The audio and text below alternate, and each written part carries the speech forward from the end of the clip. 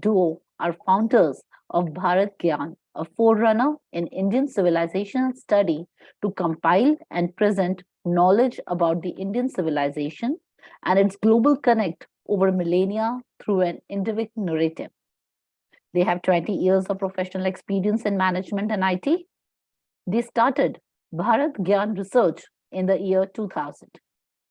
They have so far collated over 500 hours of multimedia content in over 108 different subjects and published 100 books as part of autobiography of India collection, besides 5 documentary films, more than 500 short films, more than 500 blog articles.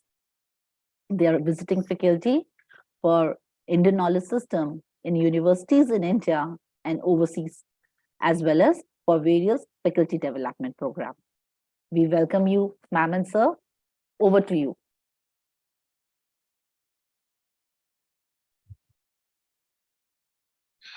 Thank you, Dr. Deepika, for that very nice introduction. Before we proceed, we'd like to thank Professor A.K. Singh for inviting us to be part of this group, and to Dr.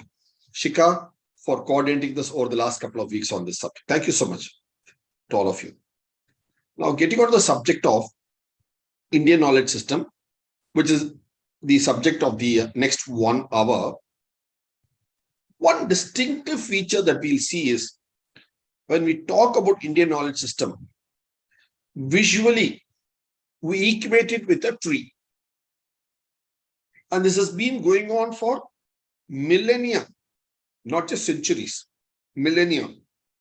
But almost about 100 years ago, it was Sri Mohandas Karamchand Gandhi, whom we reverentially call as Mahatma Gandhi. He made a statement about equating the Indian knowledge system with a tree, and he called it the beautiful tree. This he did in England, in a place called near London, in a place called Chatham House. We'll just share that slide for you all to see.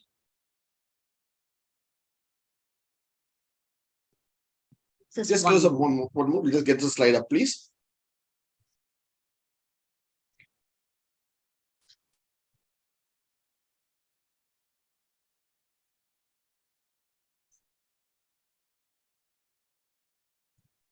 Yeah. So he called this.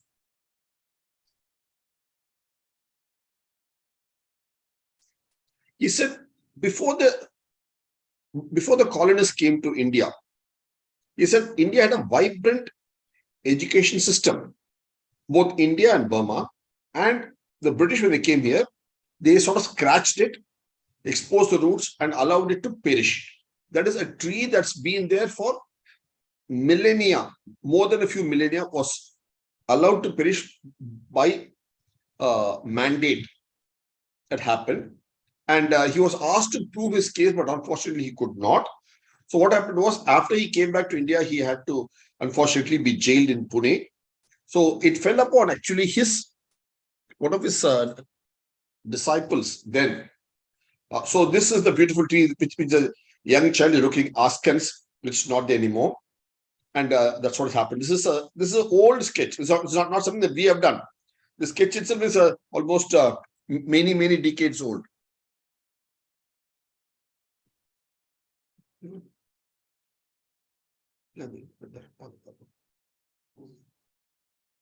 So there was a British outcry when he made the statement, and he was asked to prove his statement or take it back.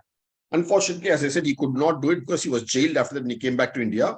It fell upon this person, Sri Dharampal, a sociologist who happened to live in London then. He took records from the East India Office Library, collated it, and created a hub and showed how there indeed was a beautiful tree. And why? So this is as far as the 100-year-old story is concerned. We'll get on to this point a little later. Now we'll get on to what was this beautiful tree for next half an hour. So to understand this beautiful tree, we are to then therefore understand what is this today that we call as Indian knowledge system. So this beautiful tree is what today we are calling as the Indian knowledge system. And what is this Indian knowledge system, which was this beautiful tree? And to understand that, we have to actually look at a couple of things.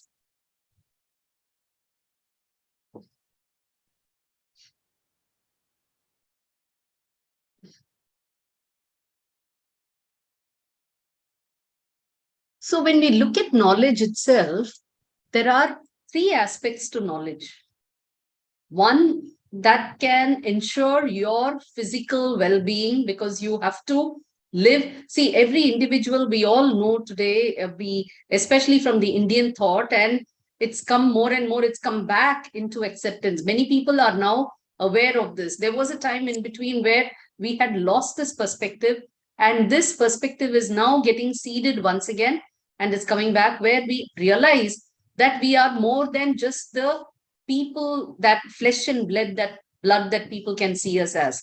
So the physical aspect is one, for which we therefore need physical knowledge to keep our body in good shape, and how to feed it, and how do you sustain the physical existence.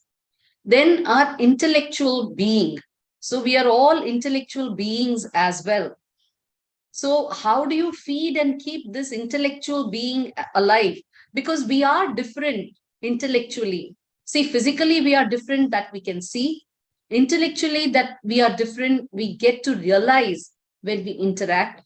And also we are a spiritual being as well. We are a bundle of emotions too. So we are also a spiritual being. So we are beings at three different levels. I mean, if you go into the Upanishads, you will see finer granularity, but at a larger, you will see these three levels. And for these three levels, we have had appropriate forms of education. So we have had skilling to keep you, and it's a beautiful thing, and which comes out when you look at the word for skills in Hindi. It is kaushal, right? So we talk about kala and kaushal, the Sanskrit rooted word, and look at the word, associated word, kushal. Kushal means comfort, well-being. So what is skill? Skill is that which provides you the ability to, today we can say, earn a livelihood, but it is that which gives you the ability to live in comfort, to be well, to look after yourself, your body at a physical level. So skilling is those a set of skills that address your physical being and its well-being as well. And then for your intellectual being, at the intellectual state that you are in, you need knowledge, you need answers to why, how, what. And these are the answers that go back and influence your skilling too, because they start improving your skilling ability. See, here she said, no, the question, the value, the idea of asking questions, why, what, where. This sort of asking questions itself is a very unique form of Indian knowledge system. The asking of questions, because you may think it is, you would find this in modern education, but fundamentally we'll see as we go along how it's the idea of questioning everything and anything in a logical way through tarka is a basis of the Indian knowledge system, which we'll see. The questioning is that's unique to us. It's unique to Indian knowledge system. We'll see as we go along. So for nourishing your intellectual being, you need the sciences. You need the education of sciences as well.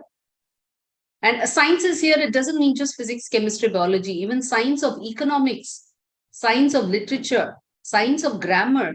They're all sciences because they address the fundamentals of that particular knowledge base. So that is Vijnana. That's what we call in Indian knowledge. So we, there meaning special, in depth. That's what we call Vijnana sciences. Look at the Jnana with the prefix of Vijnana, where you go in depth. So from the in-depth, you then climb into the jnana part, which addresses your spiritual and emotional being. And for this, you need the moral and value-based education. So look at the entire gamut of education you need, the spectrum you need for keeping one individual going. You need that individual to be skilled and to be able to live. Whatever be your intellectual state, you still need to live in physical. So physical to intellectual to your spiritual well-being. So all of these together form your knowledge system. And you need all these forms of knowledge. And all of these, if you look at it, therefore, lead to 5 aspects in which an entire knowledge system has to be viewed. So I'm sure most of you are from the educationist field. I mean, in one way or the other, you're all connected with academics. And you will all realize this. You would have realized it in the course of your experience itself, that first and foremost, you need to have a knowledge content. So when you talk about a knowledge system, it is not just the knowledge. First and foremost, the knowledge itself is of all these 3 varieties, which caters to the 3 states of being. And this knowledge, there is the content, and there has to be a delivery system, a delivery mechanism, which is what you're all a part of. Now, it is not enough if we have the content. We need the delivery system to reach it out effectively. And what purpose are you taking this delivery out for? Why are you reaching it to people? Because it can be applied. It needs to be applied. So there has to be a set of applications. Just a moment.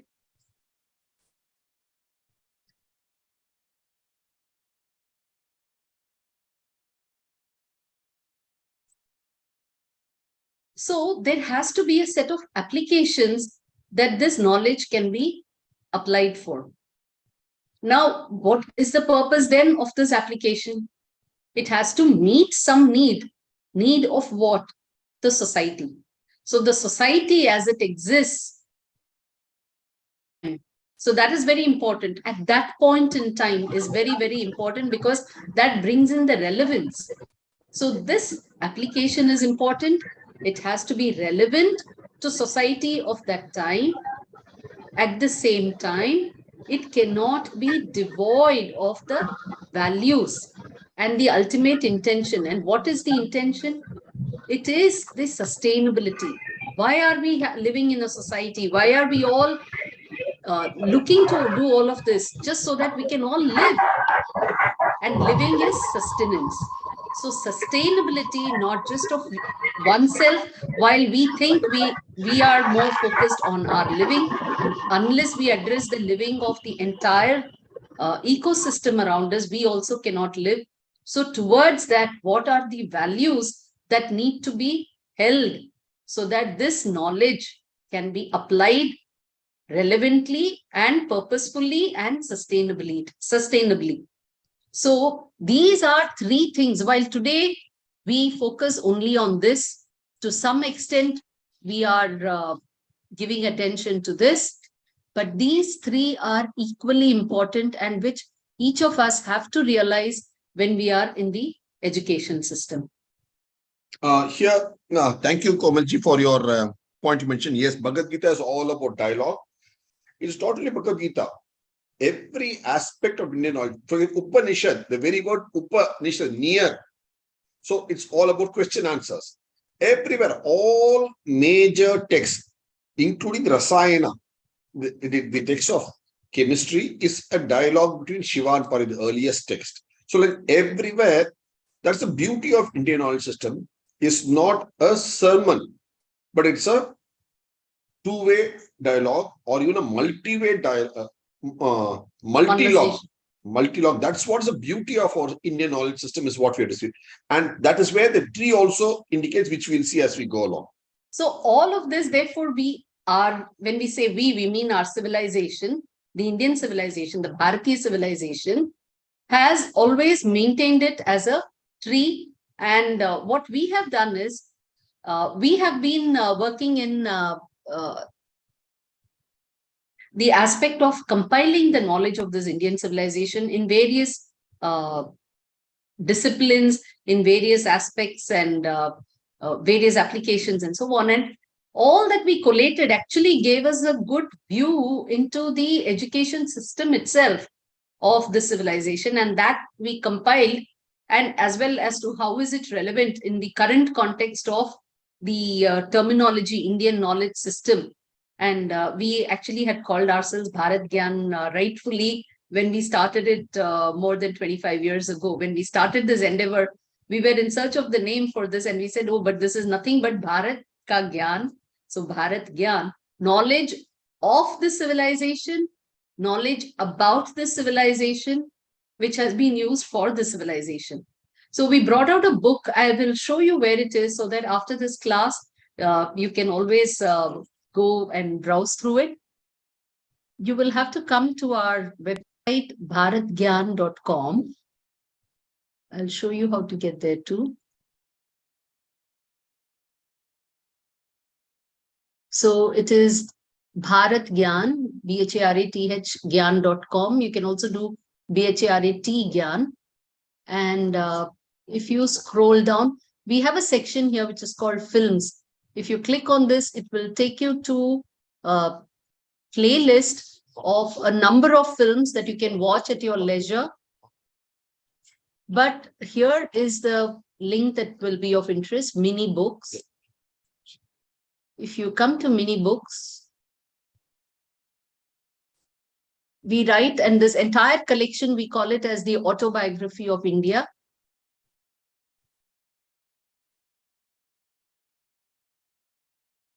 So we have a book here, which can be read online. That's why we call it mini book vis-a-vis books, which are printed and are available on Kindle. Here, these you can read on our website. You click on this, the Indian knowledge system. It will open up here itself. So you don't need any specific software. You can read it from the website. And this, we will get into this book. We'll be covering different aspects from this. But the first thing, since we are talking about a tree, we therefore represented this Indian knowledge system itself as a tree, which we are all wont to. We have so many educational institutes which have logos of a tree. And very beautifully, if you look at it, most of us have chosen Banyan Tree as the logo, right? Many educational institutions in India, they use the Banyan Tree as a logo. Ficus. This is because we are a civilization where we have given knowledge a very high prominence. And in this knowledge system also, it has been kept alive through something which we have very beautifully cultivated called the Guru Sishya Parampara, right? We all talk about this Guru Sishya Parampara. And what else than the banyan tree to depict this very, very visually? See, every tree is actually, in that sense, it's a parampara, because it is from the seed of that tree, you get the next tree, right? So we all know another tree comes from the seed of this. I mean, which is also true for man. The son is the father of man, and so on. So you have that idea, but the banyan tree shows that to you visually also, because of these aerial roots. You can see the continuity. See, even if you say a seed, the tree is different, the seed is a different form, and so you may fail to see the connectivity, but when you look at a banyan tree, it's right there in front of you. With its roots, it's giving rise to the next tree right in front of you. So the continuity is very beautifully depicted in the case of a banyan tree, and it grows, it keeps spreading wider and wider and wider, which is how knowledge keeps spreading wider and wider. Each Sishya goes, forms his own set of students, takes it forward, and that's how it goes. So the banyan tree that way is a most ideal pictorial depiction of the knowledge system. And we therefore chose this, and we have interestingly put certain animals here, animals and birds. And each of them actually have a significance. Each animal And each bird that we have put here has very specific. Yes, yes, Rajiv, yes, because the Indian knowledge system is inclusive. Obviously, yes, because the whole system is inclusive, and what we bring out is obviously inclusive too, Rajiv ji. Can you show? We'll just show you the some of This the image. see if we'll just try to make the image slightly bigger for all of you to see. Look at this. In the Indian knowledge system, if you see, we have the bird Hamsa on the top. And all of you know Hansa denotes that which can separate Sat from Asat, milk from water, wheat from chaff. So in knowledge, what you need is the idea of separating. So that's discernment. Absolutely. Discernment. Then you have the parrot for Shuka Brahma Rishi. Shuka, that's what he, because of the way of.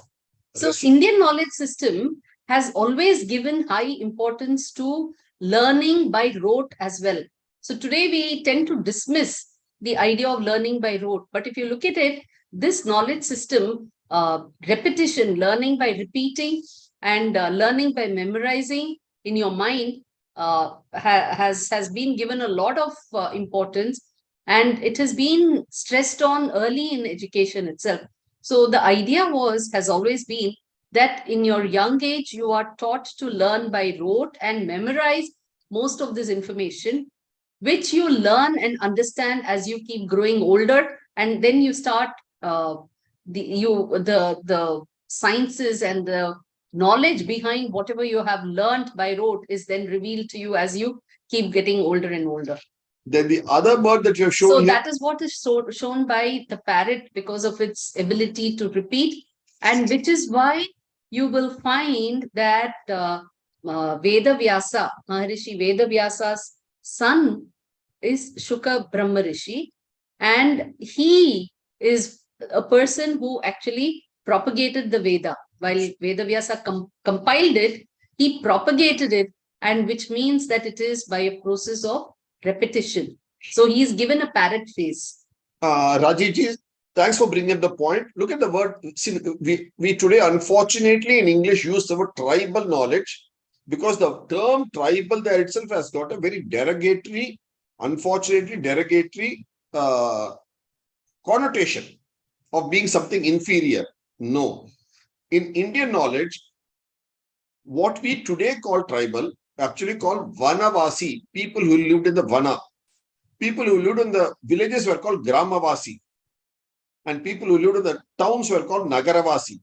So the Janajati, the people, the population comprised of Vanavasi, Gramavasi, and Nagaravasi, who had a composite role to play in each of the places, geographical places they lived in evolving this beautiful tree and taking care of different components of it. So the idea of the tree of knowledge is not limited only to the Grama or the Gurukula, but also obviously to the Vana forest. And that's why you have the idea of Vanavasi. Unfortunately, during colonial rule, they brought in this concept of tribal and made it look as if they're inferior. No. But for the Vanavasi, your 30% of your forest would not have existed much before your forest laws that came into existence in the last so many decades. And forest officers. So they have the actual people right from Mahabharata and Ramayana time. They've been looking after the wealth of the land, which are forests. So it's an important component of it. Now going on to the other bird that we show here, the partridge. Titra. Okay, look at the idea of Titra, from which comes your Taittiriya Upanishad. The other aspect we show is the honeycomb. Because knowledge is assimilated, collected all over from bits and pieces, like how the honeybee collects knowledge from all over and brings it to one place. Ikatta karke, he brings it to one place. Look at the beauty of it. So that is how always shown it. Because the Indian knowledge system itself is something which has been collected across generations. So many of these texts that we have today, they are compilations across many generations, across many Guru Sishya Parampara as well. So that is very, so we thought a honeycomb symbolizes, see, some of these are things that innately represent the aspects of the Indian knowledge system. Similarly, we have showed a frog. Here, see that below there, we showed a frog. It represents Mandukya Upanishad. Like that, we have shown horses, the Indian variety of horses, not the Arabic horses, but the Indian variety of horses, because they represent the voice, the horse's voice, because that is why one of the divinities itself is higher grieve. So for knowledge, they associate with higher grieve. Grieve is for neck, and higher, the horse, the neighing sound is very clear and sharp. So people in the knowledge system, they have to have a good voice with which they can articulate, and there has to be clarity both in order, in the sound and in the knowledge that they are articulating. The speech and the knowledge that they're communicating, it has to have clarity, should come out with clarity, and all of that is represented by the horse and its grieve. Look at the word. sound. Higher grieva. Grieva means the neck, which is the animal that has the long neck. And what do you call it in the language of English now? The long neck animal, the grieva, which has got a long grieva. And what's the etymological similarity? The giraffe. Giraffe is called giraffe because of its long neck. And what do we call the neck in Indian languages? Grieva. Look at this similarity, phonetic similarity too. So it goes back. So the Indian knowledge system is a repository of phonetics and many such aspects, isn't it? So going on to that, we have shown you one more thing here, the Indian goat. What does it represent? It represents for us the idea of Daksha Prajapati. Daksha Prajapati. And what is the word Daksha? In Daksha Prajapati, he is the leader of people who leads people. But what is the word Daksha? In the languages mean. In English, we get to have the idea of Daksha as dexterity.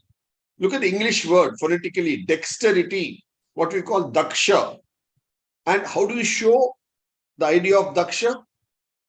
We show it as a goat, because a goat, especially an Indian mountain goat, is so dexterous. It can climb different gradients and angles with ease and dexterity. So slippery rocks. So how symbolically we show different things of beauty. The other aspect we have showed here is the deer. Look at this, the beauty of deer. Why is it we show deer? So deer, actually, you will find in two ways it is connected in signs of Buddhism. You will find deer as part of the symbol along the neck, flanking the Dharma Chakra in Buddhism. For two reasons. One, when Buddha gave his first sermon, the Desha, and this was in just outskirts of present-day Varanasi, you have Sarnath. So there, and the place gets its name because there were deer there in that park there, which were witness to this sermon. So the first Upadesa of Gautama Buddha Siddhartha. And deer are an animal which also represent agility and alertness. Deers are very, very alert, very sensitive to sounds, so that, they're always cautious. They are making sure that the predators aren't around. So they have to be always alert. So, and they are very quick as well. They're very agile. So they represent agility, alertness, as well as they are signs of harmony, compassion. Doe-eyed deer, nothing like a doe-eyed deer for its compassion. Mriganayani. So many aspects come in the deer, and they were also witness to, they were recipients of that knowledge standing there. So that is how Buddhism, deer are very closely connected with Buddhism, and which is also in a way a essence of what Indian knowledge system tries to ensure that its students must possess. It insists on the harmony. It insists on the compassion, values of compassion. It insists by various practices that you stay alert, both as a student and also later on in life. And agility is something that it also impresses upon fundamentally through the various regimen that a student has to follow during a student life. So all of this is symbolized by this deer. Now, the most relevant aspect of all of this is all this knowledge, whatever all these symbols that they represent, what do they go towards? Which is what we saw in the 5 aspects. It is sustainability and sustenance. So all of this are to remind us that this land is blessed with Mother Nature's bountiful blessings in the form of water, rains, and various other natural resources. And how do you use all this knowledge to conserve, protect, use them, but at the same time, keep them sustained? How do you live in harmony with all of this resources and the ecology around us? So that is very, very important. And that is what we have tried to show by symbolizing through this water. So when you talk about Indian knowledge system, what is it an Indian knowledge system? How do you describe Indian knowledge system? Then these are some of the various aspects. The ecosystem around it, the tree system around, because it's not enough if you just show a tree and say, okay, it's all only to do with a tree. No, there's a whole ecosystem of both flora and fauna that come with the knowledge system. So that is why we wanted to take up components and highlight how it's a total ecosystem is what we have. And we have had this and recognized this symbolically through the millennia, not just centuries.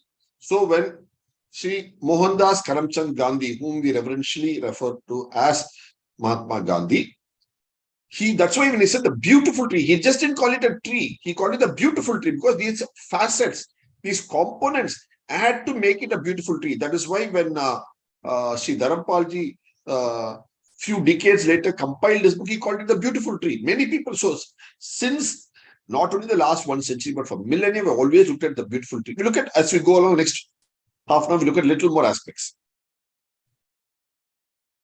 This book, along with all these explanations, is available there in our website for your perusal, for your free browsing. You can go anytime. Whatever you said here is already written in detail there.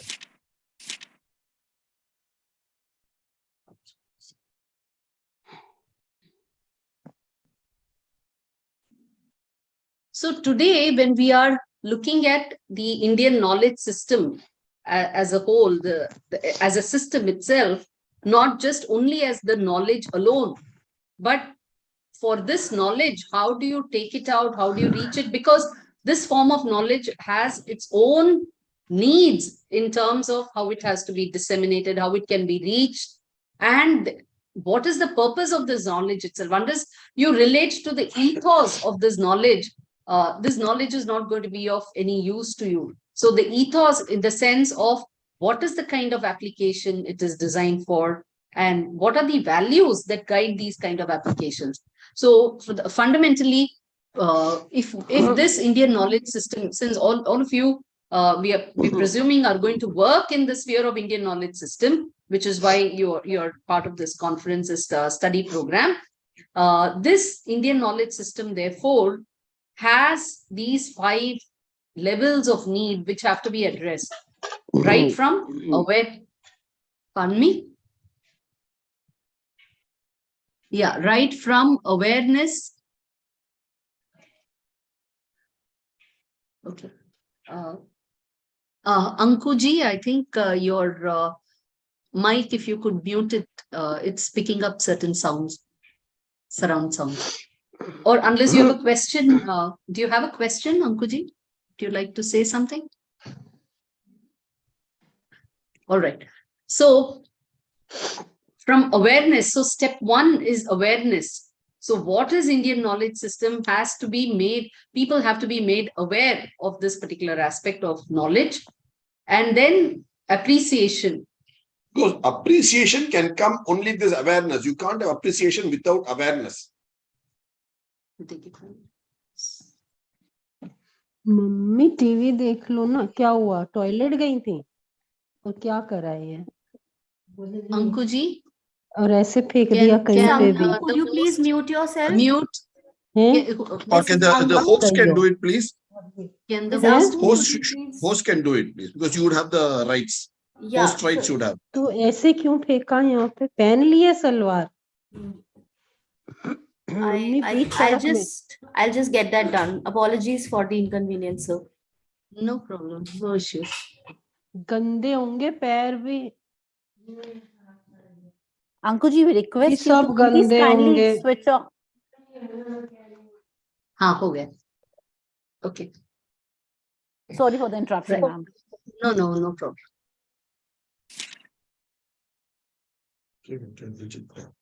Yeah. And each of this, so actually it's these 5, they are kind of a wheel of dependency because they each feed and they sustain the other aspect, the different layers, the different aspects of the Indian knowledge system. So right from awareness, with after that comes the appreciation. So unless you're aware, you're not going to appreciate. And unless you appreciate, a person learns to appreciate the Indian knowledge, Indian aspects of Indian knowledge, they are not going to assimilate it. They are not going to be open to assimilating it. So assimilation comes only after the appreciation. And these are fundamental. Unless these happen, you cannot talk of adaptation. Now, the reason why we're talking about adaptation and not straight away application is because, if you remember, when we spoke about the various 5 aspects, when you have to take this to society, it has to be relevant to the society of that time. So which means that this has to go through a process of adaptation to meet the needs of present day society. So what is that kind of adaptation? Which would mean that not only do you have the knowledge, you have assimilated it, but now you are trying to tune it to present day needs. And it's only after that can you take it out as an application finally, because here is when then you have to tune it as a delivery mechanism for people at large. In adaptation, you are only working in bending it to suit present day needs and perfecting it. But in application is the challenge of a rollout. How do you roll it out to the society at large? What are the challenges then in the rollout? And could there be any negative aspects of rolling this out as well?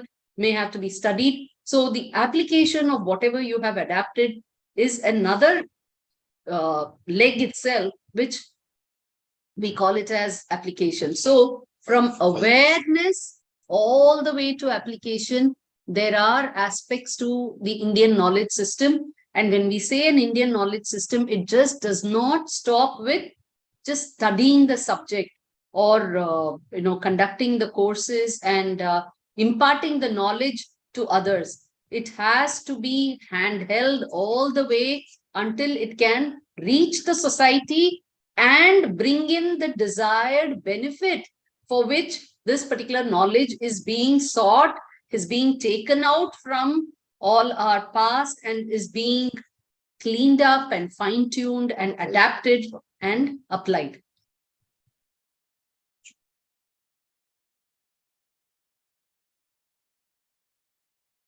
See, there is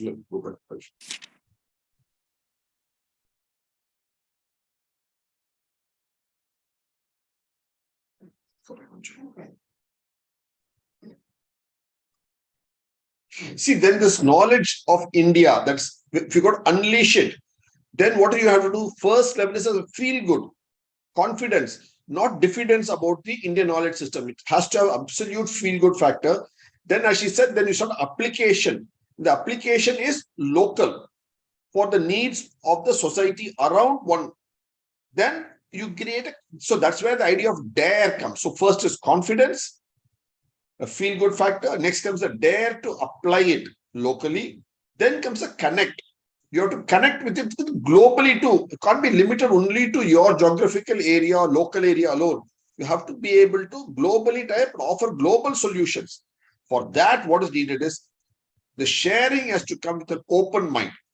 It's only when that is done, we can really make sustainable breakthroughs to attain it. That's a total new mindset change. And this is a 5-step approach as what we have shown here, because the Indian knowledge system has to be really unleashed, because this is a knowledge that has come down to us with practical applications for many millennia. Unfortunately, in the last couple of centuries, it has sort of gone under, but we have to now bring it out confidently and place it before the people.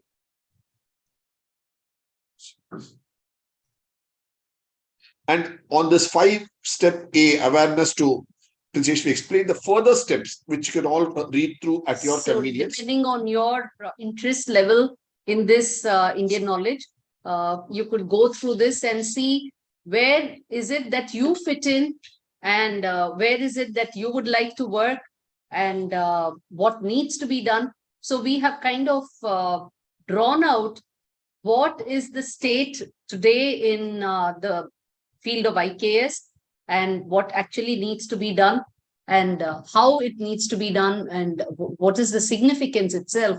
So starting from the awareness and how it can be reached, and what is the need, the significance.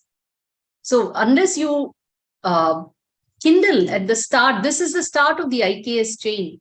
You need to kindle at the start of this IKS chain, and then carry this entire thing forward, give them enough confidence, dare, and the urge to be able to take up IKS, only then will they assimilate it, and which are all the ways in which it can be reached out, and what needs to be done, at which levels do we need to. So adaptation, today we have a lot of institutes of higher learning and research community.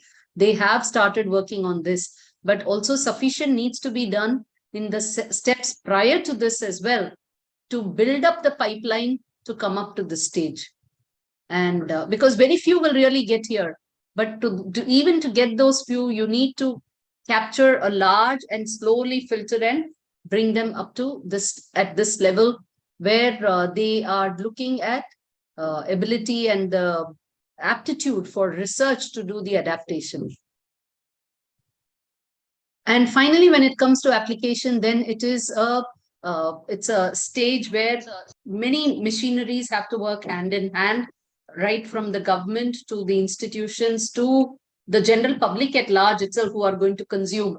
People who form the components of the IKS all got to work together, because it's something that has gone wrong in the last more than a few centuries, has to get back and has to have a place not just within India, but has to have a place in the global polity, the Committee of Nations. And look forward.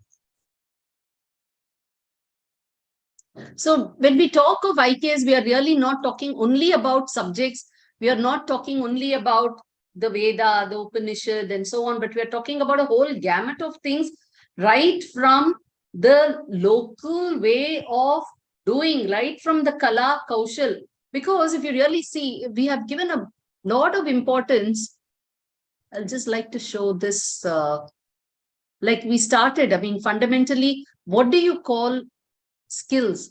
You call them Kaushal, and it is coming from the aspect of being in comfort.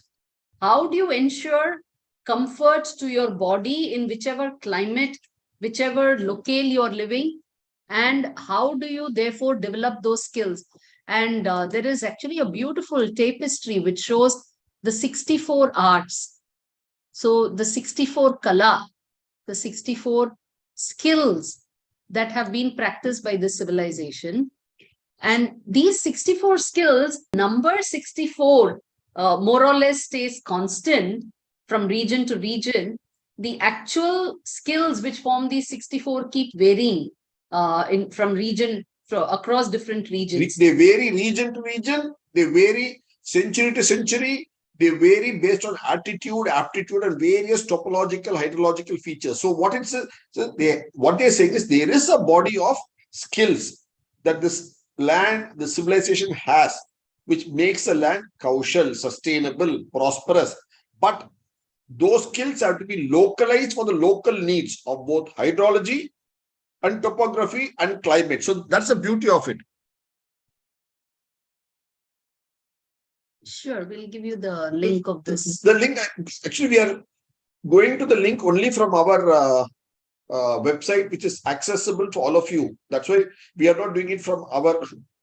Yeah, I've already put it anyway. It's there. Yeah. So that is the beauty of it. So, of course, so this, when you say 64 Kala, it is not just one size fits all. No, it's such a flexible methodology. Look at this. You had different people talking about 64 Kala through the ages of time, through the land. Just take you some example. You got in Jain philosophy, Bhagavan Rishabdev, Adinath, he speaks about it. He speaks about it in 72 Kala. Gautama Siddhartha excelled it, Mahavira excelled it. And then you got so many people, Vikramaditya, Varaha Mihira, many people. So what we're trying to say is, but each of their 64 or something started varying. You don't find the same thing across the times. So what you need today as the Kala, the skill, the kaushal is going to be different, which you will have to determine for your times, your needs, your place. That is the beauty of it. Incidentally, there's a book on this also, only on the skills. You can read this later. This is there in our website itself in the mini book section. So we'll not take your time to showcase it, but suffice to say, yes, we have a product. It's available for free read. You can browse through it at your convenience. And look at this. So there's artists, there are craftsmen, there are skilled experts, there are workforce. So look at this. So there's a whole gamut. So when you say Indian knowledge system, it is not limited only to Vedic knowledge. It's knowledge at the ground level. And the 64, as you see, ground level, which spanned across the entire land, wherever they lived. So whether they were in the city, the kind of knowledge they needed there, which was fundamentally governed by activities of trade. And then when you look at villages, which was fundamentally governed by activities of production, because they were the production centers, cities were the trading centers. And if you look at other than the villages and the cities, all the other rest of the land, they were fundamentally focused on sustenance. They were sustainability centers. And it is because of the sustainability centers. So today we dismiss many of those skills. We talk of them as illiterate because they have not studied, gone to a proper school and studied. In the Western system. But if you look at it, it is, you have a Guru Sishya Parampara there as well. The knowledge of how to sustain these natural resources have been handed down generation to generation to generation. And it is their efforts which actually make the rivers flow today, which have given us the green cover. So fundamentally, if everything else is being sustained, it is also because of the skills and the craft of the people. They know how much to exploit the natural resources and when to leave it. So that is also a skill. So that is also a kala. So these are, and the kind of entire, today we talk about circular production, where you start from the raw and use it completely. There is no waste and so on. So these are people who are skilled in these kind of production techniques. So what is it that we can take out of that and then bring it into forms that are relevant today? Sometimes it may be the art and the craft itself. Sometimes it might be just the principle behind that practice of art and craft that may be relevant, that will be of the need for today.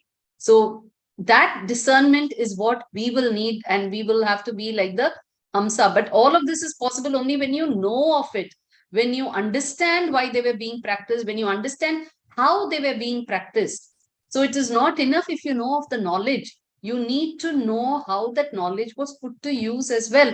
So when you're looking at Indian knowledge system, you cannot look at it as just only a knowledge which is there in some text and you come and you read it.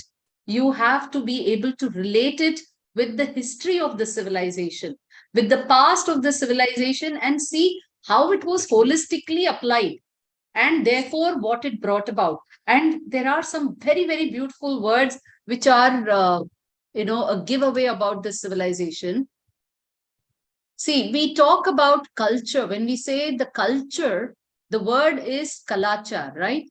And look at the phonetic as well as semantic closeness between the word culture and kalachar. So both of them phonetically are similar. They are semantically also, they mean the same thing. But what is the word here in this? Achar. Achar are habits. They are the way you do something. So that is achar. And On a lighter vein, this is not to be mistaken with the achar that is so much available in Delhi. No, not purely on a lighter vein. This is achar, not achar. so this achar, and it gets fine-tuned as desachar. Many people today, unfortunately, this word has become very rarely used. But there is a word which is called desachar, which means habits and customs which are local to that particular topology. So different regions. So different regions have certain customs that are localized for the local needs and local clients. So that is desachar.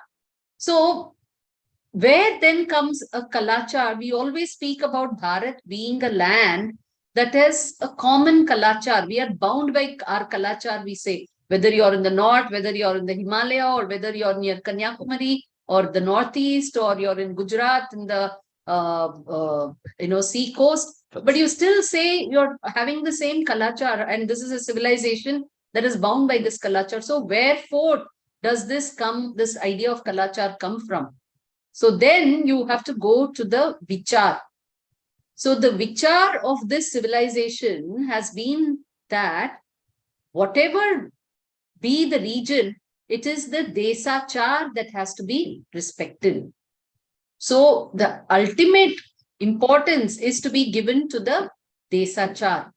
That is the vichar which forms the kalachar. So the kalachar is not doing the same 64 kala, doing the same 60, different, same form of customs and doing it the same way. The idea, the kalachar, the commonality is the respect that we give to these individual localized way of practicing things. That is very, very important. So when we look at Indian knowledge system as well, and we look at it as a body of knowledge, we have to understand as to where it is being practiced, how it was being practiced. So the contextuality, and we have seen that there is a lot of contextuality in the language itself. Many of this Indian knowledge system today, many of these trace back to the Sanskrit language, besides being in the local languages as well. Regional languages. And you will also find that across all these languages, there is a commonality, even amongst the language. But in all of this, if you look at it, it is all contextual, and the same kind of contextuality has to be applied even for the knowledge system. So where is this knowledge coming from? Why it was applied?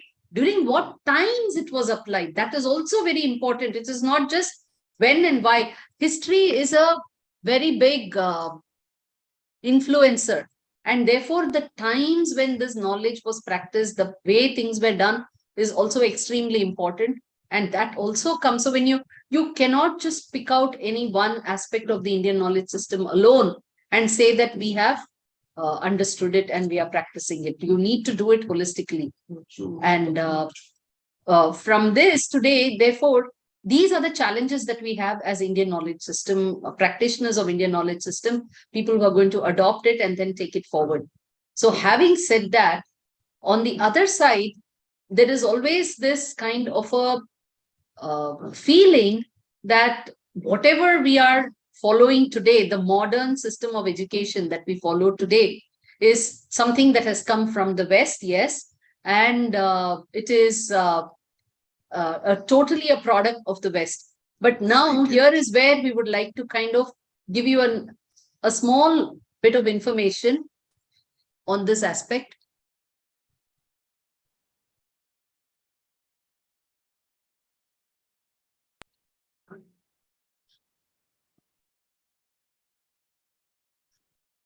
And this is needed because we keep talking about confidence and dare, right? How are you going to develop confidence and dare in our own knowledge system?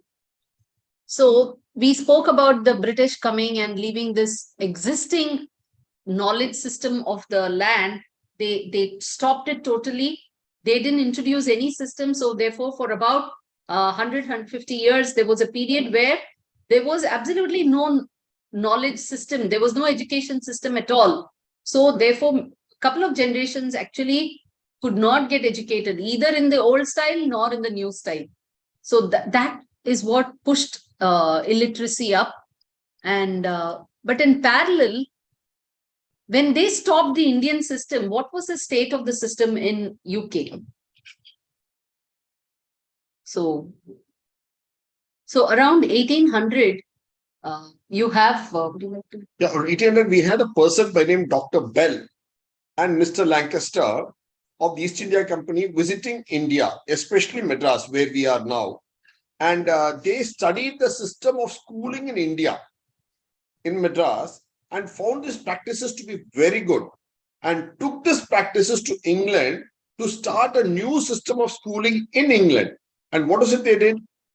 So there is a story called of Bell. So it says that he writes, Madras gave the school education system to England. So he came to Madras in 1787 with just 128 pounds to deliver some religious lectures to orphan children of soldiers.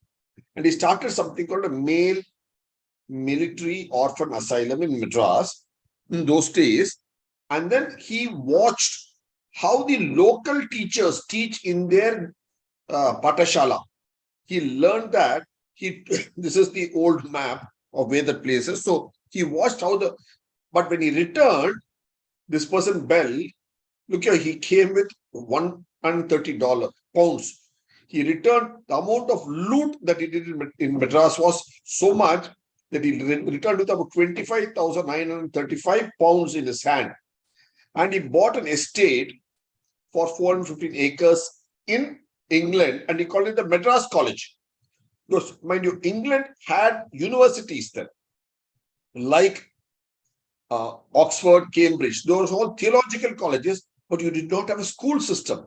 So, because you had in the parish schools. So, he's introduced a school system in England based on the Indian system of delivery mechanism, for which he is called the author of the Madras system of education, because of which, when he died, he got a place to be buried in the Westminster Abbey, which is meant only for nobility, because he gave that. So that was the way he was able to do this. Having said this, let us look at Mr. Lancaster. He took the system from London and went to New York schools. And he developed schools there, and he called them as the Lancastrian system of education. And there's a document, of course, in New York, he called them as Lancastrian schools, and he developed it based on what? What he learned in Madras and what Mr. Bell had learned in Madras and took here. So they developed school system there. So the Lancastrian system of education in schools in US 2, East Coast, came out of the Indian system. So when you say Indian knowledge system, you recognize that it's not only, we have also given the delivery mechanism, which is what we saw about half an hour back when she showed you all the slides. So that's how they took the system of education. So both of these people, they took it up and developed the world over. So when we say we have a delivery mechanism, that's what we should feel confident of. See, we have detailed this in one of our books, which is called Breaking the Myths About Society. I'll just show you where the book is. If you go back to the Bharat Gyan website, you can look at the books. Under the books, you have Breaking the Myths series. So there is one which is Breaking the Myths About Society. And I'm showing you pages from that book. So if you look at it, actually, we had a very, very well-developed 5-tier system.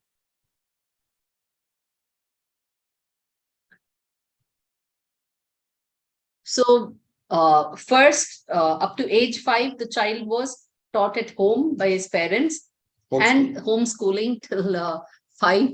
And then we had Patashala. So there was there used to be local Patshalas in every village. We have a lot of British records which we can show you, which speak about when the British arrived, how there were at least minimum 1 and more Patashalas in every village of this land. And which link do you want, Rajivji? You want the link for this online book? I can. Yeah, online book. You also link to this book, Breaking Limits Among Society. The link to the society book itself.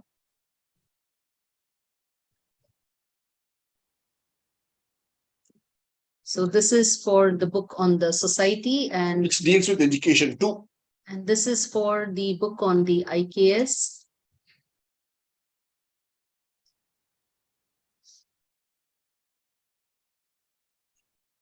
So every village had at least one Patashala. They have gone on record, and that record is available. Now, after Patashala is when you went to a Gurukula. So this Patashala was for early schooling, and all this by rote, oral teaching and so on.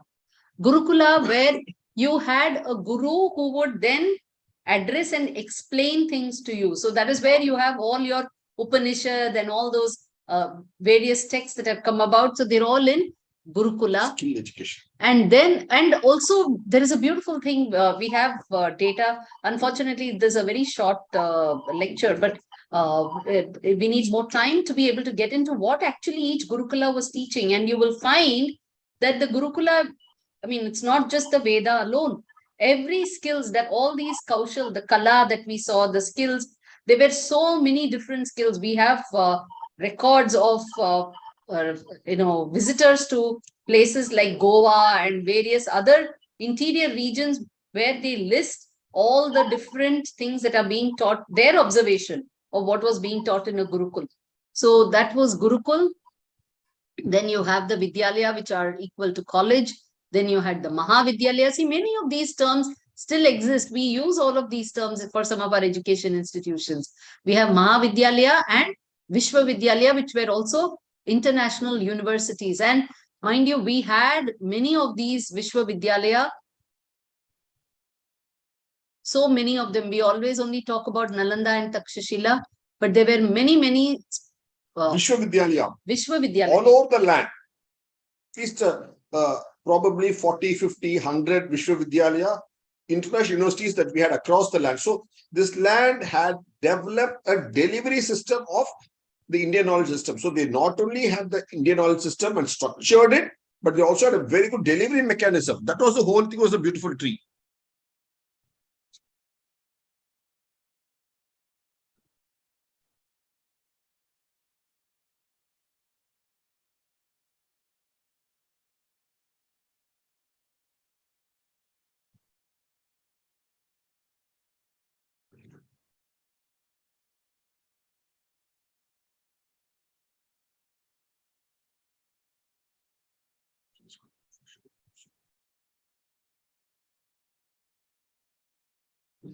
So coming back to the Indian knowledge system, we had so we have to have this confidence and the dare to get on to adapting the Indian knowledge system once again.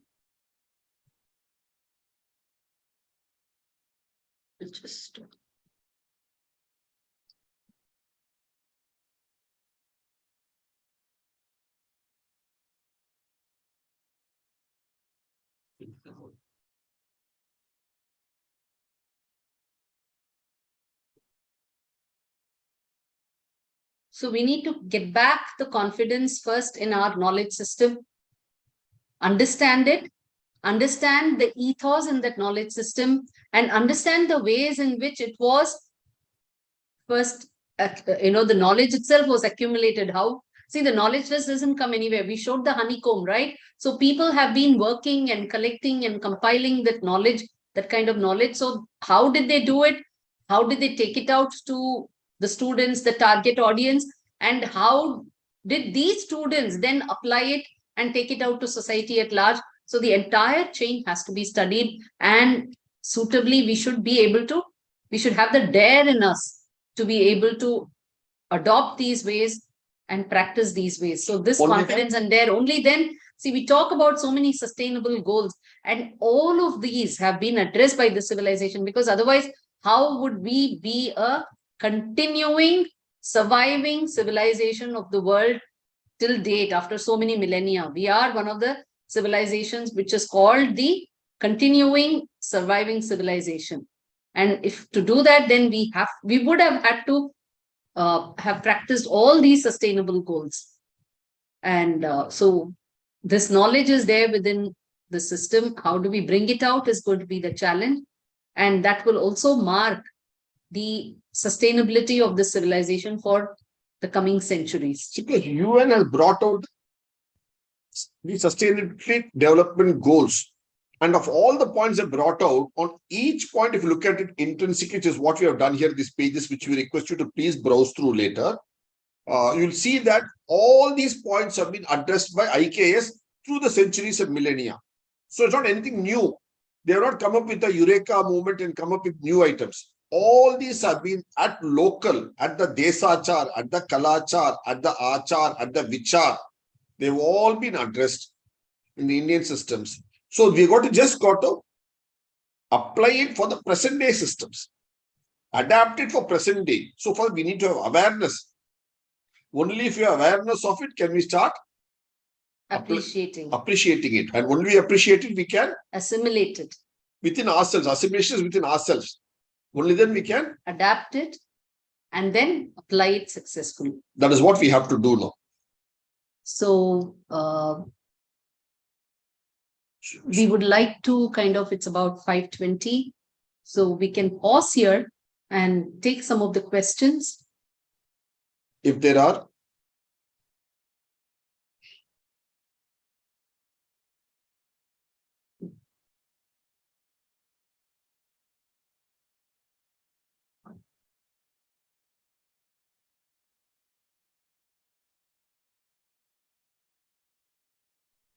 Participants can please ask any question they have.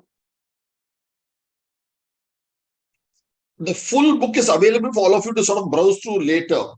It's available for free browsing. Please do, because all the data has been sort of re-emphasized in easy language for all to easily grasp.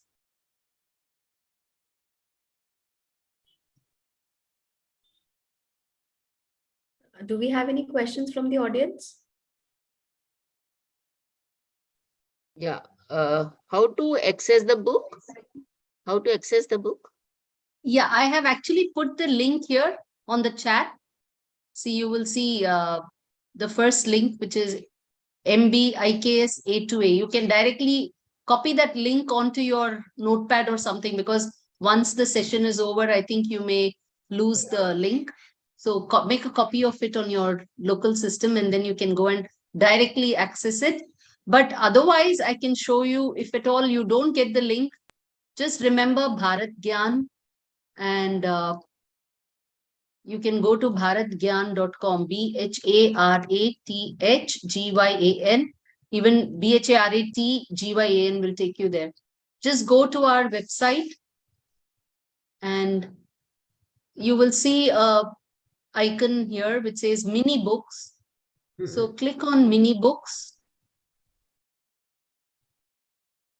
You'll get a lot of books that you can read online. Please feel free to browse through all of them at your convenience.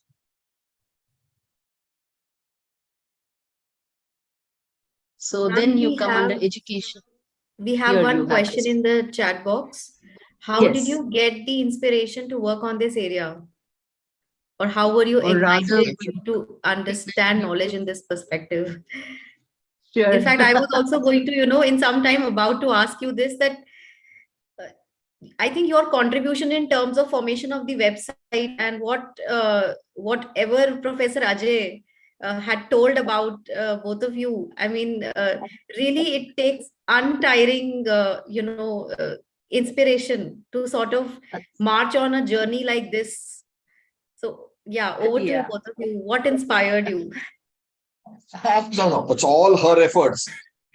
See, actually, we got inspired when we started traveling. Okay. So we used to travel when we were in our active profession, IT and management. We were traveling world over and we were looking at various cultures, exhibiting their culture with pride and with awareness. They could hold forth and talk about their civilization, and they were displaying their history uh, very, very confidently, the civilizational culture very confidently, even though they were having information only for a shorter few centuries to display. And whereas then it hit us that we have so much of depth of information, such a vast, diverse amount of information, and we haven't attempted to understand it for today's times and needs, and fundamentally appreciate it. So we've always been dismissing it as old knowledge, traditional knowledge, mythology. It's all negative words. So we want to bring, because we must have done something right for being the most economically productive civilization for many centuries, or 20, 30 centuries. How did it happen? Because we were doing something right continuously. Yes, we did fall the last few centuries. That doesn't mean we did not do well for 30, 40 centuries continuously before that. So we have to find out the key in it. Right, sir. So we can again become Amrit Kal, can come back again to Bharat. Absolutely. There's so many compliments flowing, and I'll completely agree with Dr. Surbhi Dhingra also, wherein she's saying that it makes me feel even more proud. I think this journey of these 5 days, we are just being proud each day, about the rich culture and heritage that we have. And also somewhere, just to add to what Dr. Surbhi is saying, just to add that we didn't know about so many things to be proud of. We really were not aware. I think these 5 days has been so overwhelming in terms of the rich information that we all are getting, that there's so much we didn't know. So thanks to each one of the sessions, to each one of you over these 5 days, who have shared such immense knowledge for all of us to be proud of our country. So truly, as I have been saying over these days, I would again reiterate the same thing, that we are truly celebrating the 75 years of, Azadi Ka Amrit Mahotsav is in its true spirit. I can feel during these, days of the short-term program. Really, thanks to again both of you for the same. Thank you. Namaste. Namaskar. Thank you so much for giving us opportunity, and thanks to Dr. Singh too for inviting. It's all thanks to Dr. Singh for bringing the two of you over here in front of us and giving us the opportunity to listen to you. Thank you so much, both of you. Thanks a lot. Thank you. Namaste. Namaste. Thank you. Thank you. Thank you, sir. Thank you, ma'am. Thank you. Any announcements? We'll just repeat the same announcements again for our participants, that if you haven't submitted the NOC by now, please do so, as tomorrow is the last day of the short-term program. And if you have any queries on that, you can write an email to us. Also, after the 2 sessions for tomorrow will be followed by the valedictory, starting from 5:45 to 6:45. We request you to please be there for the valedictory as well. Thank you so much, everyone. See you all tomorrow at 2:30. Thank you.